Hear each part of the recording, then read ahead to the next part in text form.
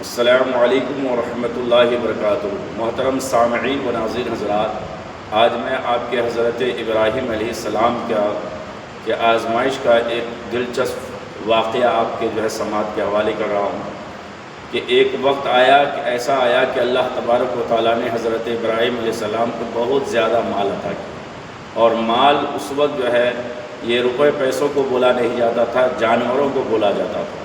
تو آپ کے پاس بکریاں اتنی تھی کہ شمار نہیں کی جا سکتی تھی، اور گائے، بیل، اونٹ، بھینس، یہ بہت زیادہ اللہ تعالیٰ نے آپ کو عطا کیا۔ تو ایک مرتبہ اللہ تعالیٰ نے فرمایا کہ میں نے ابراہیم کو اپنا دوست بنایا فرشتوں کے سامنے۔ تو فرشتوں نے عرض کی کہ یا اللہ، جن کے پاس اتنے مال ہو، کھیت کھلیان ہو، اتنا کچھ ہو، تو وہ تیرا دوستی ہوگا نا۔ تو پھر اللہ تعالیٰ نے فرشتوں سے کہا کہ جاؤ تم آزما لو میرے خلیل کو، میرے ابراہیم کو۔ تو وہ فرشتہ ایک انسانی شکل میں آیا اور کھیت میں آ کے چھپ گیا۔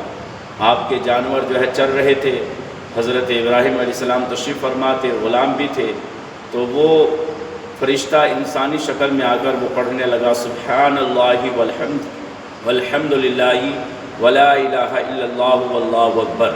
تو حضرت ابراہیم علیہ السلام کو وہ تسبیح بہت زیادہ پسند آئی۔ آپ نے فرمایا کہ کون ہے جو میرا رب کا ذکر کر رہا ہے؟ تو آپ نے تلاش کیا تو پہنچ گئے وہاں، ان کے پاس کا تو تھا جو میرے رب کا ذکر کر رہا تھا؟ کہا ہاں میں۔ کہا بہت ہی پیارا ذکر کیا تم نے، مجھے بہت پسند آیا، ایک مرتبہ اور مجھے سناؤ۔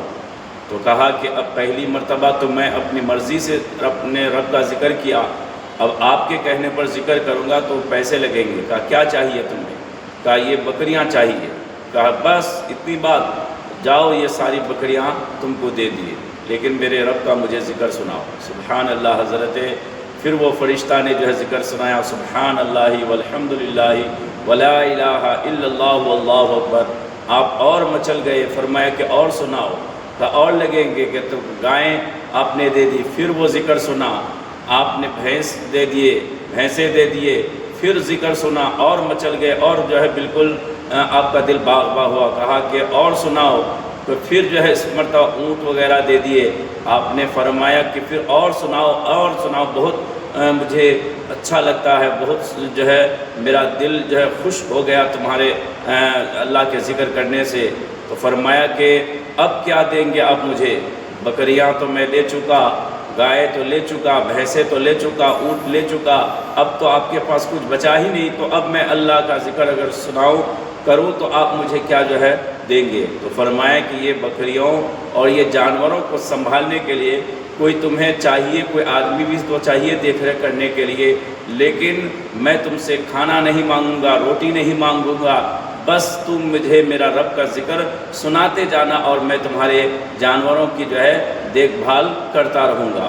اتنا سننا تھا کہ وہ فرشتہ کی آنکھوں میں آنسو آ گئے کہ واقعی اللہ تبارک و تعالیٰ نے آپ کو جو دوست بنایا ہے، تو واقعی آپ اللہ کے دوست بننے کے لائق ہے کہ جو اپنے رب کے ذکر کو سننے کے لیے خالی آپ نے ساری مال و ساری دولت کو قربان کر دیا، سارا مال آپ نے مجھے دے دیا، یہاں تک کہ خود آپ ان جانوروں کی رکھوالی کرنے کے لیے تیار ہو گئے، بس اس کے صلے میں یہ کہ مجھے آپ رب کا ذکر آپ کو سنایا جائے۔ تو واقعی آپ اللہ کے دوست بننے کے لائق ہے۔ تو اسی لیے جو حضرت ابراہیم علیہ السلام کو جو مقام اور مرتبہ ملا ہے، تو وہ اس لیے نہیں کہ وہ حضرت ابراہیم علیہ السلام واقعی اس کے لائق ہیں کہ بالکل اللہ کی محبت میں آپ نے کیا کچھ نہیں کیا۔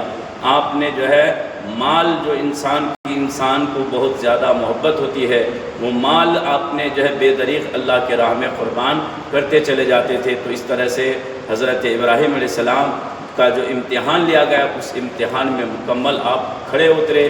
یہی امتحان نہیں، آپ کو اور دوسرے بیان میں بتایا جائے گا کہ آپ کے اولاد کا امتحان لیا گیا، آپ کے پیدائشی وطن سے محبت ہوتی ہے، اس کا امتحان لیا گیا۔ تو آپ نے سب امتحان میں آپ کامیاب ہوئے۔ تو انشاءاللہ پھر مزید باتیں اگلے بیان میں آپ کو بتایا جائے گا۔ السلام علیکم ورحمۃ اللہ وبرکاتہ۔